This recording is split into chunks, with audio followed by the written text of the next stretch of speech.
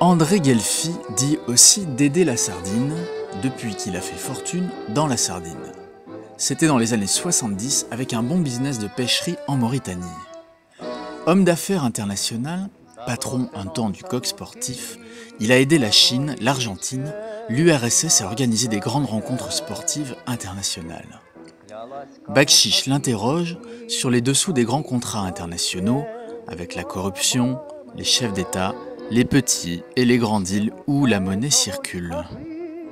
Ici, il nous parle d'un gros contrat d'exploitation pétrolier signé en 1993 entre les Russes et la société Elf. C'est Dédé la sardine, mandaté par Elf, qui a négocié et obtenu ce contrat. On lui demande si pour convaincre les Russes de signer, il n'avait pas fallu graisser un peu la patte. Bon, est-ce qu'il n'y avait pas des dessous de table ? Eh bien, pas du tout, c'est du cinéma, ça. Moi, j'ai jamais besoin de dessous de table. Je vais vous expliquer comment je fonctionne.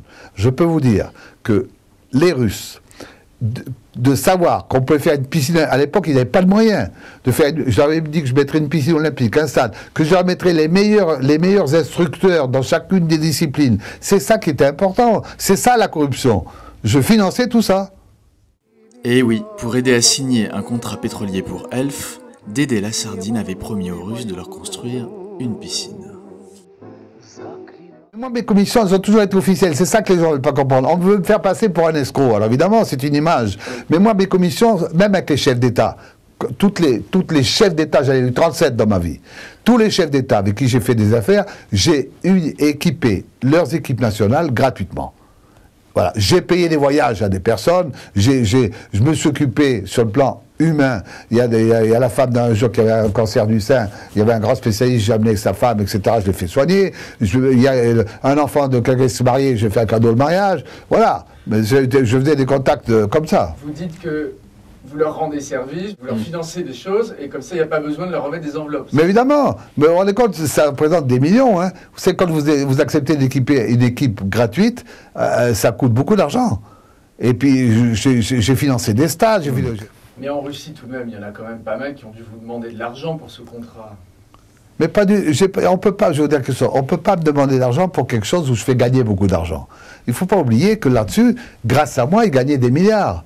Sachez que ce contrat-là rapportait rien qu'avec Saratov 1 milliard sur le dollar à 20 $. Et après, ils se partagent entre eux. Est-ce que, oui, ça veut dire que en amont, on ne sait pas ce qui se passe. Non. Si eux, ils veulent... Ah là, après, ça ne me rate pas, ça. Justement, à propos de ces... Oui. Moi, on m'a jamais... par exemple, je prenais en charge, par exemple, quand je prenais le ministre des Sports russe, c'est moi qui le prenais en charge. Je l'amenais avec mon avion. C'est moi qui prenais tous les frais à ma charge pour les voyages qu'on faisait ensemble. Ça, c'est sûr. Mais ça, si vous appelez ça la corruption, moi, j'appelle ça mon travail. Il y avait des cadeaux. Mais évidemment, mais j'ai fait des cadeaux, moi, à la femme du président de la République d'Ouzbékistan, des cadeaux qui m'ont coûté une fortune chez Van Cleef, etc. Oui, c'est le président Karimov. Lui, c'est Karimov, le président de l'Ouzbékistan. J'ai offert à sa femme un bijou royal, c'est normal. Elle, c'est l'épouse du président Karimov. Et le président Karimov, il m'a offert un vase avec ma photo. Le geste, moi je faisais des cadeaux royaux, lui il faisait un cadeau symbolique. Mais j'en ai rien à foutre. C'est comme ça, c'est la coutume là. Ce cadeau a aidé à décoincer... Mais rien du tout, ça n'a rien décoincé. J'étais son conseiller à Karimov, je pense d'être... Vous savez, moi, pendant que j'étais le conseiller de Karimov, j'ai amené 39 entreprises françaises à mes frais en Ouzbékistan. 39. J'ai fait venir ici en France les 15 gouverneurs d'Ouzbékistan à mes frais. Là, les 40 gouverneurs. Pendant 15 jours, dans les hôtels. Je les ai amenés partout. J'ai fait tout à mes frais. Et en plus de ça, je peux vous dire que si vous saviez les lots d'hôtel des 45 gouverneurs à Paris, ils vidaient tous les soirs, tous les soirs le frigidaire des bouteilles d'alcool, etc. Enfin, c'était marrant, mais voilà. En 1999, Dédé la sardine rachète la marque de vêtements Le Coq Sportif. Puis il voyage pour ses affaires dans le monde entier. Et là, il conseille à quelques chefs d'État de résoudre leurs problèmes politiques en utilisant le sport de haut niveau. J'ai fait connaître le coq sportif dans le monde entier. C'est là que j'ai commencé à aller voir dans tous les pays et à dire à tous les chefs d'État que je voyais, vous savez, la politique c'est une chose, mais si vous voulez pas avoir de problème politique, vous devez faire du sport de haut niveau.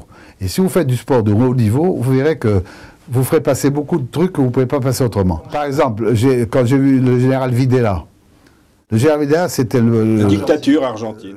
Général Videla, dictateur de 76 à 83. C'est grâce à moi à l'époque, que l'Argentine a eu la Coupe du Monde chez eux. Donc ça a été formidable. Et lui, il s'est rendu compte parce que ça a été énorme pour l'Argentine. Mais lui, il avait. Vous avez arrangé la vie des dictateurs, c'est ça? J'ai arrangé, et je me rappellerai toute ma vie, c'est que quand lors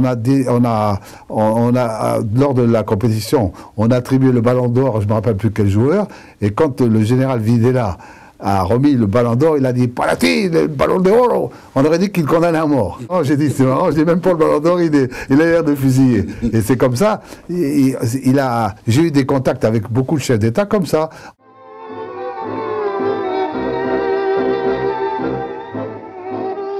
J'ai toujours dit à tous les chefs d'État que j'ai rencontrés que s'il y avait des sports de haut niveau et que leur pays était représenté dans le sport de haut niveau, ça ne pouvait que lui apporter des voix pour ses élections, pour sa position, etc. Videla, vous lui dites la Coupe du Monde va être positive pour votre image?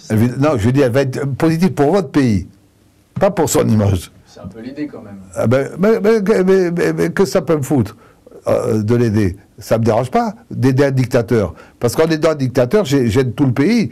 Parce que chez un dictateur, le sport oblige à ouvrir les portes. Il ne faut pas oublier que quand il y a des épreuves de ce niveau-là, vous avez des milliers de personnes partout, la foule, et des journalistes se font un plaisir d'aller trouver n'importe qui va leur dire, voilà, celui-là, il a condamné ma famille, il m'a mis en prison ma mère, ma soeur, etc. Alors qu'ils n'ont pas, en temps normal, ils n'ont pas la possibilité, ils sont muselés. C'est beaucoup plus facile, quand les portes sont ouvertes, de détecter les injustices et essayer de les réduire.